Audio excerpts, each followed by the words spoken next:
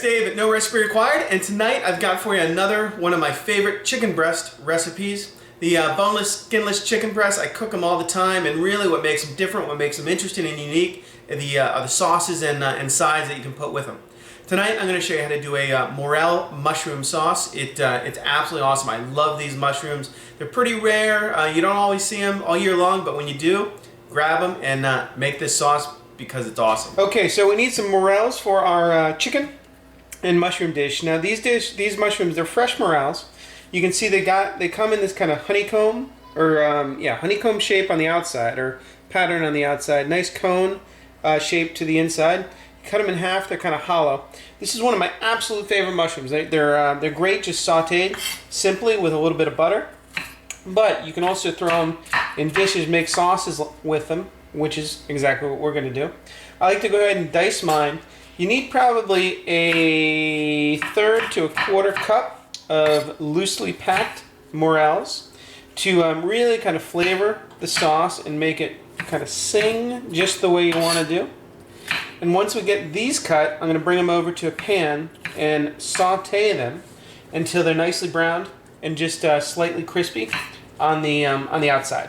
So I just diced up our morel mushrooms, and before we make our sauce, we're going to cook. Before I even cook the chicken, I'm going to go ahead and cook the mushrooms. They're actually going to take longer to cook than the chicken, if you believe it or not. So here I've got our, call it ½ cup of diced morels. You can do this dish with another mushroom by all means. These are just awesome. When I see them in the store, I always buy them. A little bit of salt, a little bit of pepper. And I'm just going to saute them over medium-high heat for probably 15 to 20 minutes until they really break down and, not break down, until the water is kind of reduced and extracted from the mushroom itself. And they're actually going to get a little bit crispy on the outside and nice and tender on the inside. So it's been 5 or 6 minutes of cooking. And other than just a little jiggering like that, I haven't really touched the mushrooms because I want the underside, or the side that's on the pan, to stay in contact and get kind of nicely caramelized. My pan is also getting a little bit hot here. I can see a little smoke rising up. So you can either just lift the pan up or turn your heat down, or a combination of both. And really you just want to get in there, kind of toss them once aggressively, maybe twice aggressively like that, to make sure kind of both sides cook. But you certainly don't need to get in there every 5 seconds and go crazy with it. These are just about done. I'm going to let them go for about 3 or 4 more minutes, and then we'll come back and remove these, and we're going to cook our chicken right in the same pan. Okay, same pan. We cooked our morels in. I just removed them. I'm going to add a little bit more olive oil, and then I've got our boneless, skinless chicken breasts that we're going to lay down. Obviously reheated the pan to a nice high temperature, and we're going to let these saute. Don't flip them too much. Let them cook on like one side for 4 or 5 minutes and flip them over. Do the other side. They'll be done. We'll come back, make our sauce. Okay, it's going to be time to flip your chicken when you can see around the edges, the cooked part, I guess, coming up the edges. You're going to flip it over. You should get nice little browned side caramelization there. We'll flip the other side. You're going to let this go for about another 5 minutes. You don't want to wash the pan. You want to kind of keep the bits on the bottom nice and brown, more golden brown, that's fine. You don't want to burn it. If you need to, you can turn down the heat just a little bit. Okay, when your chicken is done, pull it out of the pan. That's going to become a big part of our sauce. I've got a little bit of shallot, maybe a tablespoon, finely diced shallot.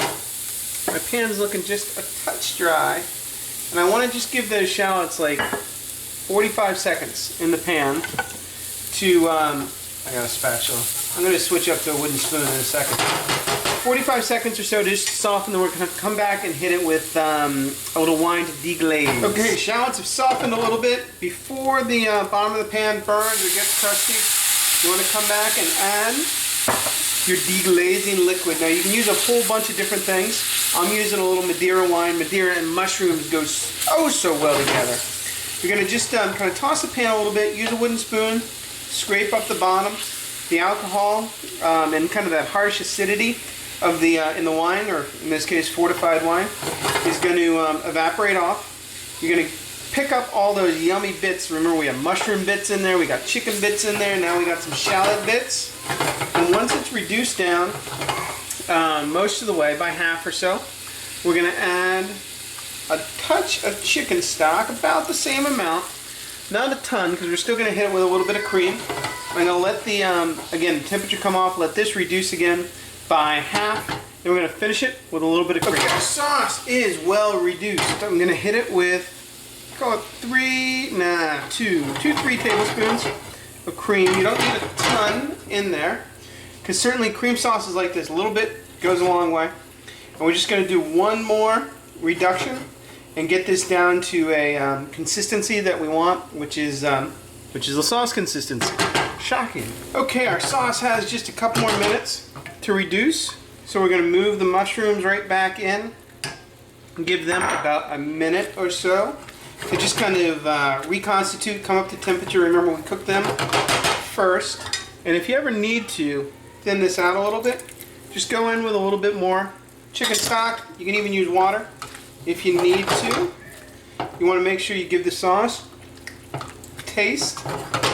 This one's pretty good. Could use a touch of salt and a squeeze of pepper. And then we're good to go. Let's go ahead and serve this up. Okay, so we've got our chicken breast. I'm serving mine with little mashed potatoes. I got some green beans coming. Asparagus would be awesome with this. Asparagus and morel mushrooms are absolutely terrific together. You want to spoon that sauce right over the top.